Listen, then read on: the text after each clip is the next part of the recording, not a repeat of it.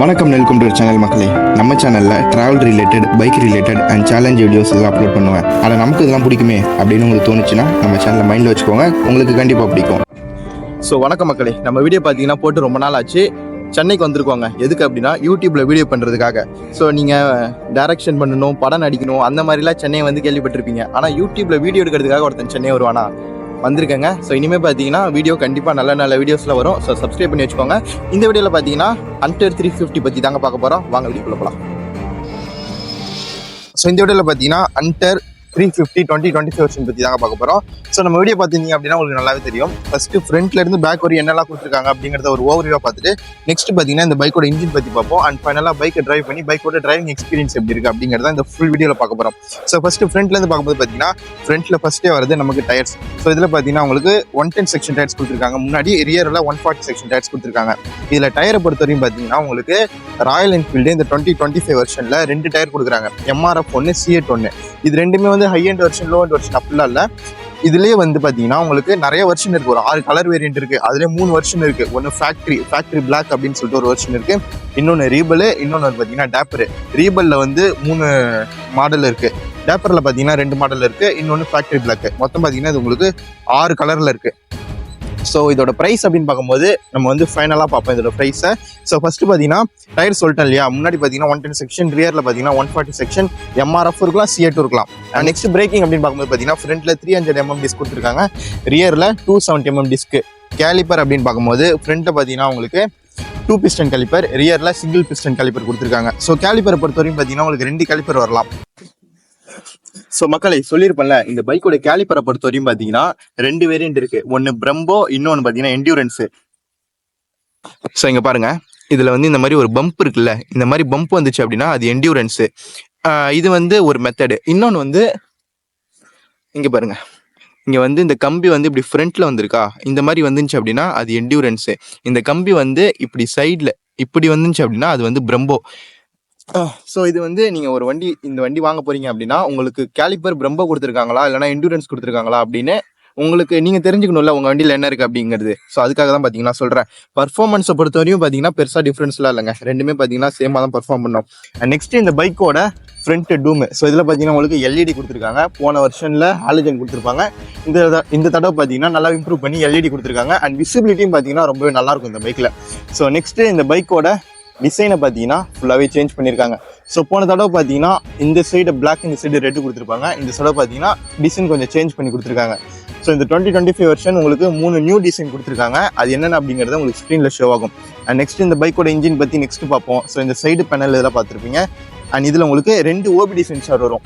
So போன வருஷனில் பார்த்தீங்கன்னா 1 OBD sensor வரும்.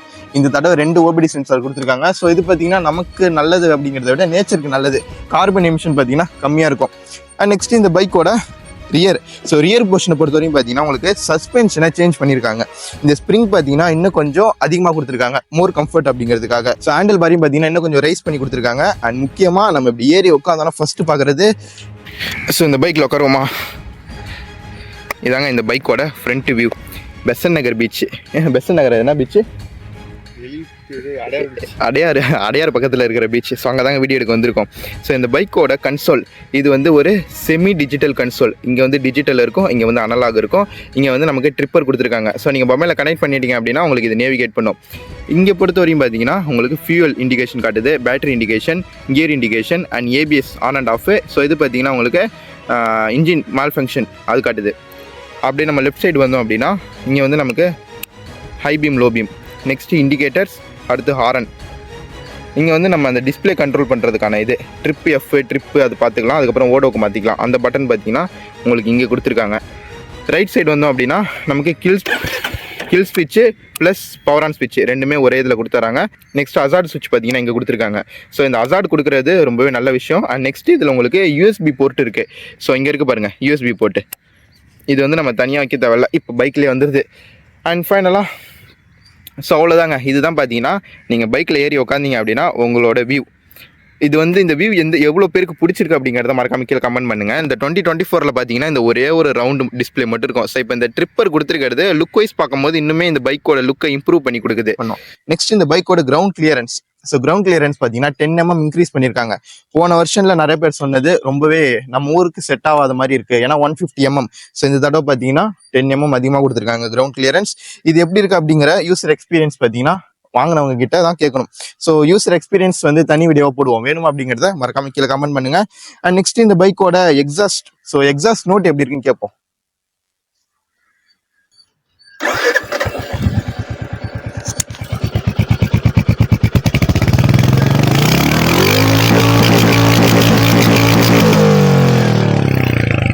ஸோ எக்ஸாஸ்ட் நோட் கேட்டிருப்பீங்க, எப்படி இருந்துச்சு அப்படிங்கிறத மறக்காம கீழே கமெண்ட் பண்ணுங்க. எனக்கு பார்த்தீங்கன்னா பிடிச்சிருக்குங்க. 350cc பார்த்தீங்கன்னா ராயல் என்ஃபீல்டு கிட்ட இருந்து ஒரு நல்ல எக்ஸாஸ்ட் நோட்டு. நீங்க கிளாசிக்கோட கம்பேர் பண்ண முடியாது. கிளாசிக்ல வந்து அந்த பம்ப் வெடிக்கும், அது சூப்பரா இருக்கும் கிளாசிக்ல. ஸோ இதுல பார்த்தீங்கன்னா அந்த பம்ப் ரொம்ப கம்மியா இருக்கு, அந்த வெடிக்கும் பட்டக் பட்டக்குன்னு வெடிக்கும்ல, அது வந்து கிளாசிக்ல ரொம்பவே நல்லா இருக்கும். அண்ட் நெக்ஸ்ட் இந்த பைக்கோட டேங்க் கெப்பாசிட்டி. ஸோ இதுல வந்து 13 லிட்டர் கெப்பாசிட்டி உள்ள டேங்க் கொடுத்துருக்காங்க. மைலேஜ் அப்படின்னும் போது போன 2024 2023 இதுல பார்த்தீங்கன்னா 36 அப்படிங்கிறது ராயல் என்ஃபீல்டு கோட் பண்ணாங்க.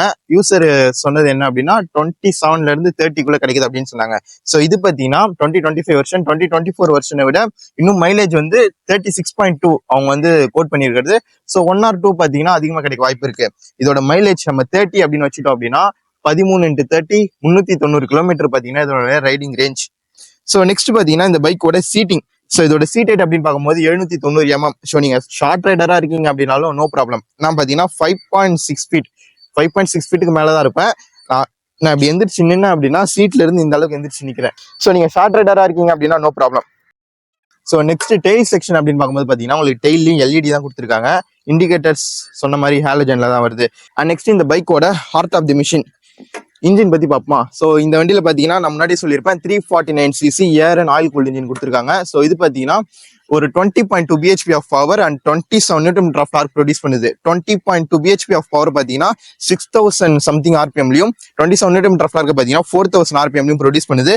ஸோ அடுத்து பாத்தீங்கன்னா நம்ம ஓட்டுவோம். ஸோ நான் வந்து இதை ஓட்டிட்டு வந்தால எனக்கு பாத்தீங்கன்னா டார்க் ரொம்பவே நல்லா இருந்துச்சு. ஸோ இந்த வண்டியோட இன்ஜின் அப்படின்னு பார்க்கும்போது கிளாசிக் 350 புல்லட் 350 அதில் இருக்கிற சேம் இன்ஜின் தாங்க பார்த்தீங்கன்னா இதுலேயும் கொடுத்துருக்காங்க.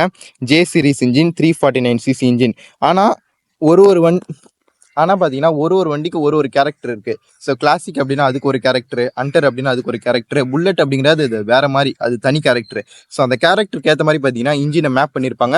ஸோ இந்த இன்ஜின் பார்த்தீங்கன்னா நல்ல டார்க்கியான ஃபர்ஸ்ட் ஸ்டார்டிங்ல இருந்து மிட் வரையும் பார்த்தீங்கன்னா உங்களுக்கு டார்க் ரொம்பவே நல்லா இருக்கும்.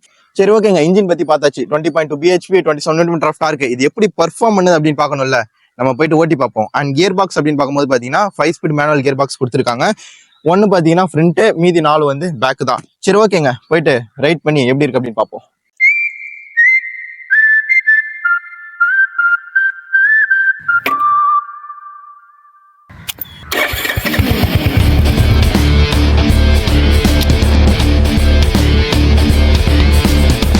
மக்களே, நமக்கு வந்து வீடியோ பண்ணுறதுக்காக பைக் கொடுத்தது பார்த்தீங்கன்னா அடையார் ராயல் என்ஃபீல்டு ஷோரூம்.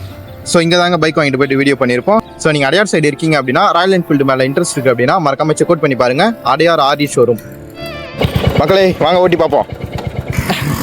இது வந்து மே மாதங்க, சென்னையோட கிளைமேட் எப்படி இருக்குது பாருங்க. மழையும் பெய்யல, காலையில் லைட்டாக தூரல் போட்டுது. அதுக்கப்புறம் பார்த்தீங்கன்னா வெயிலும் வரல. கரெக்டாக மணி பார்த்தீங்கன்னா 9:30 10 போகுது.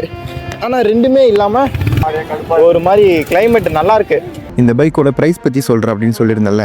ஸோ இந்த பைக் பார்த்தீங்கன்னா உங்களுக்கு ஃபேக்ட்ரி, டேப்பர், ரீபிள் அப்படின்னு சொல்லிட்டு 3 வேரியண்ட்டில் இருக்குது.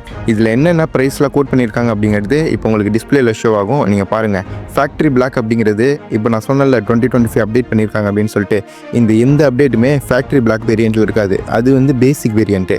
அதோட எக்ஸ்ஷோரூம் ப்ரைஸ் 1,49,900 ரூபா. ஸோ இதுதான் பார்த்தீங்கன்னா basic variant. Next Dapper 1,76,750. Next Rebel 1,81,750. So இதாங்க ப்ரைஸ் வேரியண்ட்டு.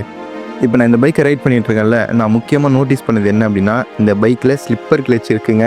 ஸோ இது வந்து இன்ஜின் பிரேக்கிங் பண்ணுறீங்க அப்படின்னா ரொம்ப யூஸ்ஃபுல்லாக இருக்கும். போன வருஷனில் பார்த்தீங்கன்னா உங்களுக்கு வெட் மல்டிப்ளேட் கிளச் தான் கொடுத்துருந்தாங்க. இந்த வருஷனில் ஸ்லிப்பர் கிளச் கொடுத்துருக்காங்க. ஸோ இந்த அப்டேட் பார்த்தீங்கன்னா நான் வீடியோவில் சொல்லியிருக்க மாட்டேன். இது வந்து ரொம்ப ஒரு முக்கியமான அப்டேட். இது வந்து உங்களுக்கு இன்ஜின் பிரேக்கிங் பண்ணும்போது ரொம்பவே யூஸ்ஃபுல்லாக இருக்கும். அண்ட் நெக்ஸ்ட்டு பார்த்தீங்கன்னா இந்த பைக்கில் முக்கியமாக நான் சொல்லணும்னு நினச்சது ஹீட்டிங். ஸோ நீங்கள் டிராஃபிக்கில் போயிட்டு ரொம்ப தூரம் ஓட்டிட்டு டிராஃபிக்கில் நிற்கிறீங்க அப்படின்னா ஹீட்டிங் வந்து உங்களுக்கு ஓரளவுக்கு நல்லாவே தெரியுதுங்க. ரொம்ப அந்த கால் முடியெலாம் பொசுங்கிற அளவுக்கு அந்த மாதிரிலாம் இல்லை, ஆனால் உங்களுக்கு ஹீட்டிங் தெரியுது. ஸோ நீங்கள் புதுசாக இப்போது Yamaha பைக் யூஸ் பண்ணிவிட்டு ஹோண்டா பைக் யூஸ் பண்ணிவிட்டு இந்த பைக்குக்கு வரீங்க அப்படின்னா உங்களுக்கு நல்லாவே ஃபீல் பண்ண முடியும். அதனால தான் நான் சொல்கிறேன். நீங்கள் முன்னாடியே ராயல் என்ஃபீல்டு தான் யூஸ் பண்ணியிருக்கீங்க அப்படின்னா ஸோ இது உங்களுக்கு வந்து பெருசாக தெரியாது. அண்ட் நெக்ஸ்ட்டு பார்த்தீங்கன்னா ரைடிங் பொசிஷன். ஸோ இது வந்து ரைடிங் பொசிஷன் ரொம்பவே நல்ல ரைடிங் பொசிஷன், அப்ரேட்டான ரைடிங் பொசிஷன். இந்த 2025ல் ஹேண்டில் பேர் லைட்டாக ஸ்லைடாக மேலே கொடுத்துருக்கிறதுனால உங்களுக்கு ரைடிங் பொசிஷன் ரொம்பவே கம்ஃபர்ட்டாக இருக்குது. ஸோ சீட்டிங்கில் ஃபோமும் அதிகமாக கொடுத்துருக்கிறதுனால அந்த seat comfort plus riding position ஒரு நல்ல லாங் டூரிங்க்கெலாம் பார்த்தீங்கன்னா ரொம்பவே நல்லாயிருக்கும் இந்த வண்டி. ஸோ நெக்ஸ்ட்டு கியர் ஷிஃப்டிங் அப்படின்னு பார்க்கும்போது ரொம்பவே ஸ்மூத்தான ஒரு கியர் ஷிஃப்டிங் கொடுத்துருக்காங்க. கிளச் பிளேயும் பார்த்தீங்கன்னா ரொம்பவே நல்லாயிருக்கு. நம்ம இந்த புல்லட் 350 கிளாசிக் 350 இதிலலாம் அந்த கிளச்சை பிடிக்கிறதுக்காகவே பார்த்தீங்கன்னா தனியாக சாப்பிட்ணும், அந்த அளவுக்கு அந்த கிளச் டைட்டாக இருக்கும். ஸோ இதில் பார்த்தீங்கன்னா கிளச் பிளே ரொம்பவே நல்லாயிருக்கு. 2 ஃபிங்கர் போதும் கிளச் பிடிக்க. ஸோ நீங்கள் சடனாக அப்ரேட் பண்ணுறதுக்கும் சடனாக டவுன் பண்ணுறதுக்கும் ரொம்பவே நல்லாயிருக்கு. Next ground clearance. ஸோ ஓட்டும் போது எப்படி இருக்குது அப்படின்னு நான் சொல்கிறேன்னு சொல்லியிருந்தேன்ல. ஸோ இந்த இடத்துலையுமே பார்த்தீங்கன்னா வண்டி கீழே அடிப்படலை. ஸ்பீடு பிரேக்கர் அதுக்கப்புறம் ஆஃப் ரோட் பண்ணேன் நீங்கள் பார்த்துருக்கீங்கல்ல. ஸோ இந்த இதெல்லாம் பார்த்தீங்கன்னா வண்டி விட்டு நான் போட்டு திருவிட்டு இருந்தேன். இங்கெல்லாம் பார்த்தீங்கன்னா எந்த இடத்துலையுமே வண்டி வந்து கீழே அடிவாங்கலை. ஸோ கிரவுண்ட் கிளியரன்ஸ் அப்படிங்கிறது நம்ம ரோட்டுக்கு ஓகே. இந்த 10 mm வந்து ரொம்ப யூஸ்ஃபுல்லாக இருக்குது அப்படின்னு சொல்லலாம். நீங்கள் ஹெவியான ஆஃப் ரோடெலாம் பண்ணுறீங்க அப்படின்னா தான் உங்களுக்கு பிரச்சனை. ஸோ நெக்ஸ்ட்டு பார்த்தீங்கன்னா இந்த பைக்கோட கன்சோல் அப்படின்னு பார்க்கும்போது இது வந்து ஒரு செமி டிஜிட்டல் கன்சோல். அனலாக் பொறுத்த வரையும் பிரச்சனை இல்லை. ஸோ டிஜிட்டல் பொறுத்த வரையும் பார்த்தீங்கன்னா நீங்கள் காலையில் சாயங்காலம் ஓட்டுறீங்க அப்படின்னா உங்களுக்கு நல்லாவே கிளியராக தெரியுது. மதியம் உச்சி வெயில் ஒரு 12 மணிக்கு ஓட்டுறீங்க அப்படின்னா உங்களுக்கு கொஞ்சம் டிம்மாக தெரியுது. ஸோ அது வந்து உங்களுக்கு ஒரு பெரிய ப்ராப்ளமாக இருக்காது. ஆனால் நீங்கள் அது இருக்குது அப்படின்னு சொல்லிட்டு நான் உங்களுக்கு சொல்கிறேன். ஸோ நெக்ஸ்ட்டு பார்த்தீங்கன்னா சஸ்பென்ஷனை பொறுத்த வரையும் உங்களுக்கு பின்னாடி ட்வின் ஷாக் அப்சர்பர் தான் கொடுத்துருக்காங்க, மோனோ ஷாக் கொடுக்கல. ஸோ இந்த ட்வின் ஷாக் அப்சர்பர் தான் இந்த லுக்குக்கு முக்கியமான காரணம். அந்த ரெட்ரோ லுக்குக்கு மோனோ ஷாக் கொடுத்து அந்த லுக் வராது. நெக்ஸ்ட்டு பார்த்தீங்கன்னா உங்களுக்கு இன்னும் கொஞ்சம் சஸ்பென்ஷனை லூஸ் பண்ணியிருக்காங்க. இன்னுமே பார்த்தீங்கன்னா அந்த சாஃப்ட்னஸ் வந்து அதிகமாக இருக்குது.